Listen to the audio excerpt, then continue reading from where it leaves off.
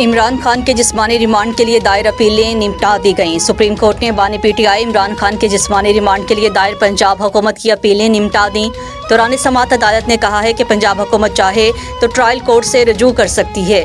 बानी पीटीआई के वकला दरख्वास्त दायर होने पर मुखालफत करने का हक रखते हैं। जस्टिस हाशिम काकड़ ने कहा, मुलजिम की गिरफ्तारी को 1.5 साल गुजर चुका, अब तो जिस्मानी रिमांड का सवाल ही पैदा नहीं होता। प्रोसिक्यूटर जुल्फिकार नकवी ने कहा है कि मुलजिम के फोटोग्रामेटिंग, पॉलीग्राफिक और वॉइस मैचिंग टेस्ट कराने हैं। जस्टिस हाशिम काकड़ ने कहा है कि दरख्वास्त में इस्तदा टेस्ट कराने की नहीं, जिस्मानी रिमांड की थी।